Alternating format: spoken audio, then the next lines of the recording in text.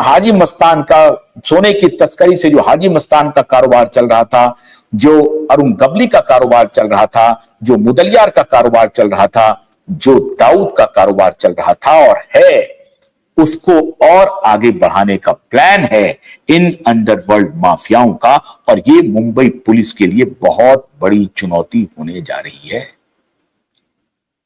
जब qubit network ने drug के बारे में, और जो दूसरे चैनल है उसने भी, मुंबई में ड्रग के रैकेट और नए चेहरे, रिया चक्रवर्ती, शोभी चक्रवर्ती, आदित्य ठाकरे, सूरज पंचोली, डिनो मौर्या जैसे नए चेहरे का जो एंट्री हुआ है इस क्राइम वर्ल्ड में, जब उसके ऊपर आघात हुआ है तो पूरा अंडरवर्ल्ड थर्रा गया है। लेकिन कहते हैं ना कि सरकार विष को विष से निकालना चाहती है। इसलिए मित्रों, हर एक समय पे ये मुस्लिम डॉन और हिंदू डॉन का भी एक चक्र रहा है। कई बार हाजी मस्तान को, दाऊद को, अरुण गबली तो खैर हिंदू हैं, इन लोगों को हिंदू डॉन बनने के लिए, हिंदू डॉन बन करके इन्हें चुनौती देने के लिए कई बार लोगों ने कोशिश की, लेकिन हर कोशिशें फेल हो गई। अब जो खबर आ रही है वो ये है कि लॉरेंस बिश्नोई के नाम से पहली बार बॉलीवुड में और मुंबई में हाजी मस्तान, गबली और दाऊद के लोग पनाह मांग रहे हैं।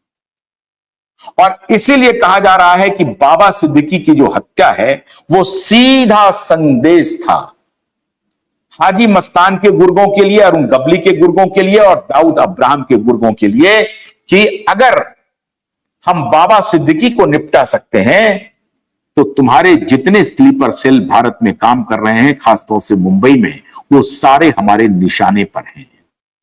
और पहली बार एक हिंदू डॉन लॉरेंस बिश्नोई से हाजी मस्तान और दाऊद को डर लग रहा है।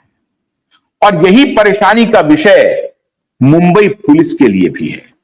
मुंबई पुलिस ये चाह रही है, देखना चाहती है, जानना चाहती है कि अगर ये एस्केलेट करता है, जिसके बारे में शरद पवार ने उस वक्त इशारा किया था जब सलमान के ऊपर हमले हुए और बाबा सिद्दीकी की हत्या हुई, तो शरद पवार ने इशारा करके कहा था कि मुंबई में अब गैंगवार फिर शुरू होने वाला है।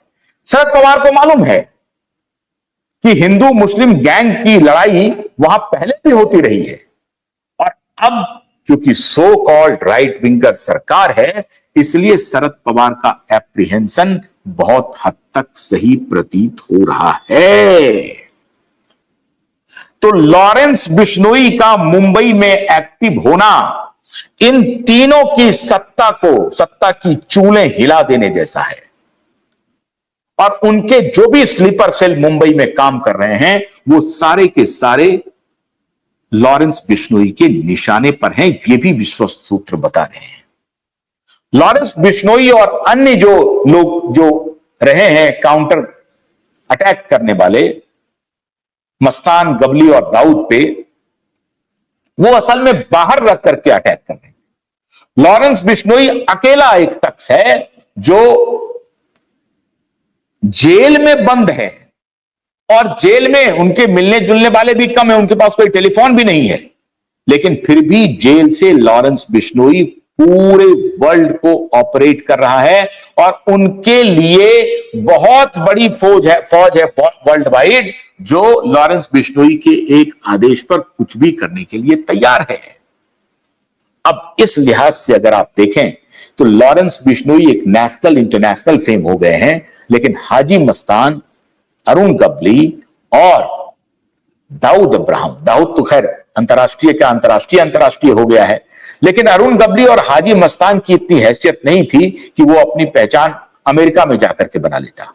यहां तो उनकी पहचान बनी, यहां उन्हें सफलता भी मिली, लेकिन अब उनके गुर्गों की दाल नहीं गलने वाली है।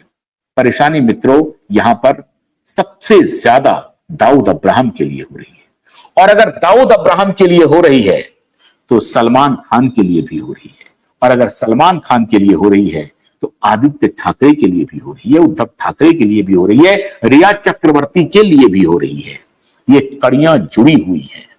हाजी मस्तान, अरुण गबली, दाऊद अब्राहम, मुदलियार और उसी गैंग का एक्सटेंशन सलमान खान है। वर्जन अलग है, सोफिस्टिकेटेड वर्जन है। नहीं तो अति अहंकारी सलमान खान नशे की हालत में सड़कों पर सोए हुए एक प्रकार से होमलेस को आपने कुचल दिया, उनको मौत के घाट उतार दिया और अपने ड्राइवर को फंसा दिया। इस तरह के ये लोग अपॉर्चुनिस्ट हैं। मित्रों, मुंबई पुलिस की बहुत ही पैनी नजर आज दाऊद के गैंग पर नहीं है या सलमान खान के कृत्य पर नहीं है। मुंबई पुलिस को मालूम है कि कौन कौन इस अपराध में कैसे कैसे शामिल रहा है।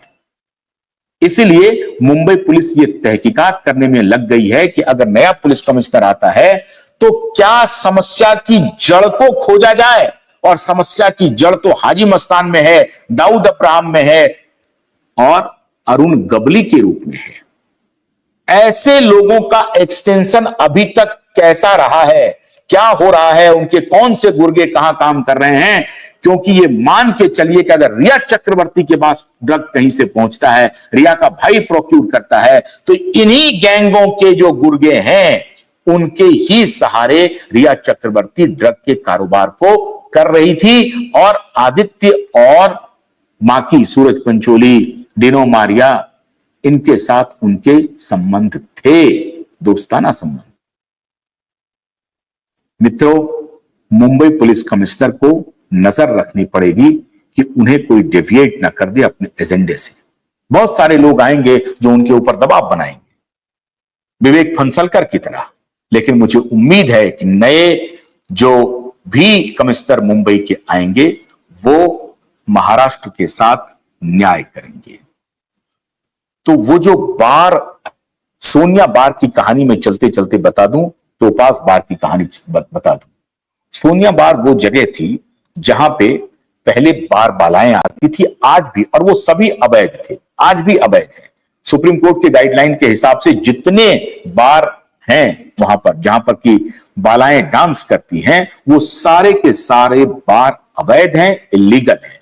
लेकिन आज भी धड़ल्ले से मुंबई में बार बालाओं का नृत्य बार के अंदर चल रहा है और लोग उसको जाकर के आनंद ले रहे हैं। दुनिया भर के देशों ने बैन तो किया था, लेकिन फिर उनसे बात बनी नहीं। भारत भी चाहता है, वैसे ऑफिशियली तो बैन है, लेकिन अंदर खाने कि चलो समाज के एक तबके को खुश रखने के लिए ये बार बालाओं का नृत्य जारी रखें। तो सोनिया बार ही अड्डा बना था दो क्रिमिनल के बीच में, दो माफिया के बीच में लड़ाई का।